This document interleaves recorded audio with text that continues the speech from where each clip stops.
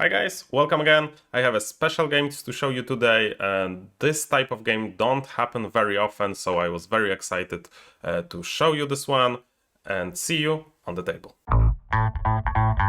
And welcome to the table. I promised you a really nice game, and trust me, this is the one.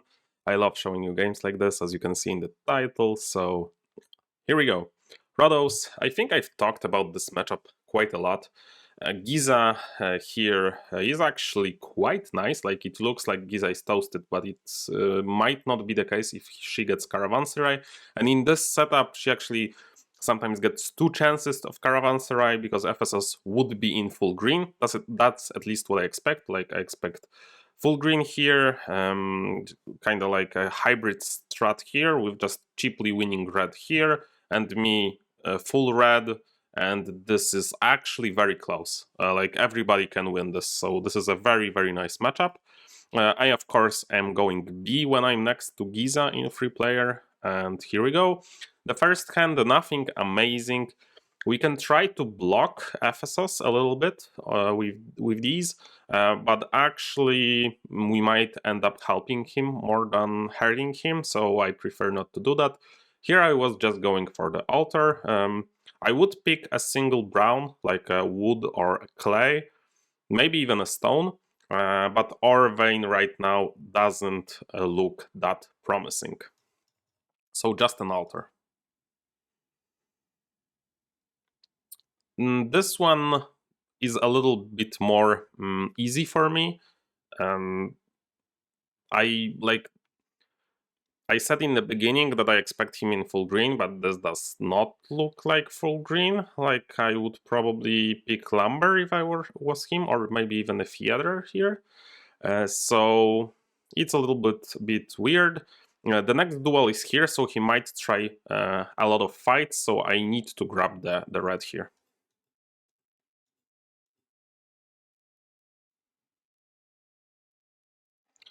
And this one is also kind of straightforward so far, pretty easy picks, but trust me, it's going to pick up. So is trading post, of course, here looks very, very natural. But important to note is that we might not get a pick from this one.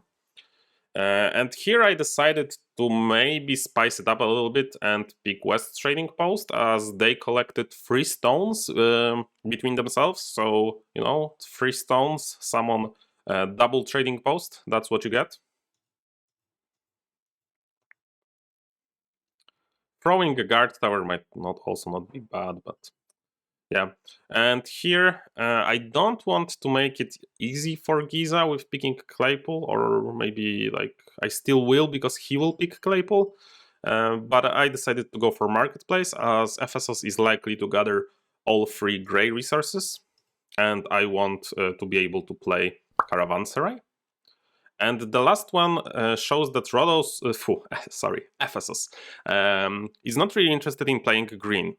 And I don't know if I say this often enough, but if no one is in green, you should be in green. And that's what I do here. And let's look at it after the first age. Like, we drew the fights, we have like 3 yellows, which looks kind of bad.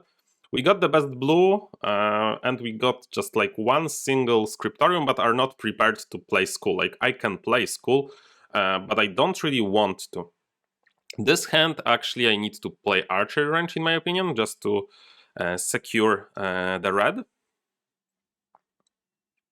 The next hand is where I get really lucky. Like, I think I wasn't that lucky in this game, but Vineyard here is amazing for me. I was prepared to like play Library, for example, or even throw a red. I think, like, I wasn't counting on playing the Vineyard here.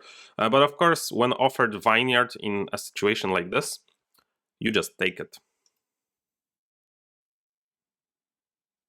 There is still unplayed cloth, but I'm not too worried about that. So here we can play stables, and I think that's a very good play, but I chose the other line with just hiding the stables. I think both are perfectly fine. The cloth is here. He was actually very interested in cloth, so I was not too worried.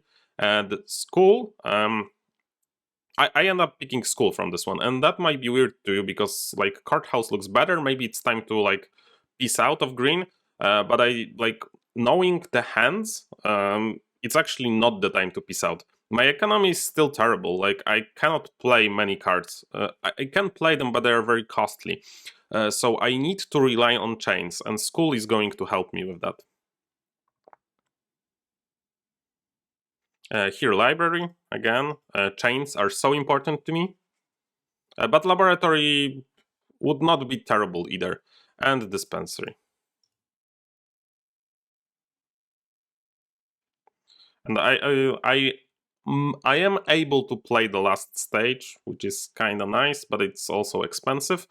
And this hand, this hand is weird. Because I would like to...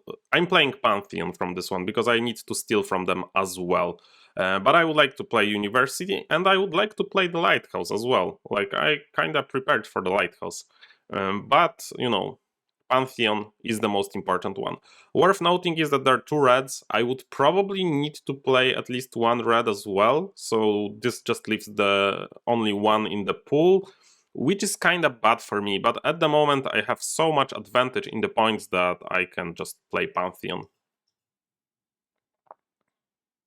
He gets the best guild for him, which is okay for me, and here I guess I get a little bit lucky, and I think like workers being in the pool is very good for me, obviously, but I'm still not playing it, I think, just because my economy is so bad, and when your economy is like that, you cannot just play, like in this position I think I could get away with playing workers, but I don't think it's the best pick.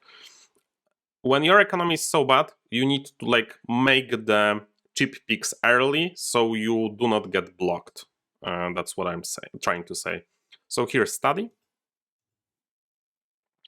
Unfortunately, they play the reds, but here, if he plays another red, he like wasted 2 reds, which is okay for me, as I'm mostly fighting Giza, I think. And if he doesn't, then I can just play a red.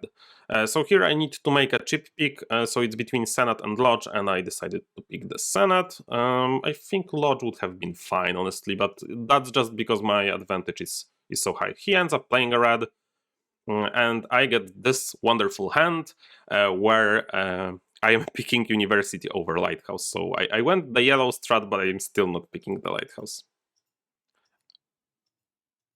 And it's not even close, to be honest, because this will end up being a 9-pointer. So here, just the spies. I think it's the spies.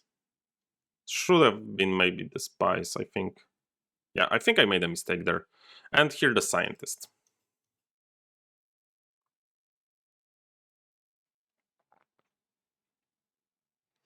In the end, even with losing red h3, I was able to I think, safely win this one. And I think it was very interesting because I played no resource cards, as you can see. I just played the yellow economy, I played the chains. It was like a green, I would say it was red-yellow, and then transition into green. That's what it was, and that doesn't happen often, or like rarely at all. So I really wanted to show you guys this game. For the lucky moments, Pantheon obviously, but I was prepared to do other stuff, and Vineyard. But other than that, I think it wasn't that like easy. I didn't get any duel, I didn't get a caravanserai or anything. So I was pretty happy with my play here. Obviously, my opponents here overshoot on resources. That's 7, and that's 7 as well. But even if they get another scoring card, they are unable to do this. So the biggest mistake probably Ephesos not being in green. That's what enables me to play like that, but I was prepared to transition into some other stuff as well. So a very opportunistic game. That's what I love most about Seven Wonders games, where you just can't like, you are not doing that, you are not doing that, so I am doing that, and that's what I did. And there you have it, guys. Let me know how you liked it. I really enjoyed this one and was very proud of this win, so please let me know in the comments. If you enjoy the content that I produce here, please consider subscribing to my channel. It really helps me out a lot. And if you are already subscribed, thank you for being an excellent subscriber. I am very, very thankful for the awesome community that we have here. And I just want to tell you that I appreciate all the viewership, all the comments, and all the nice things that you do for this channel. See you next time. Bye.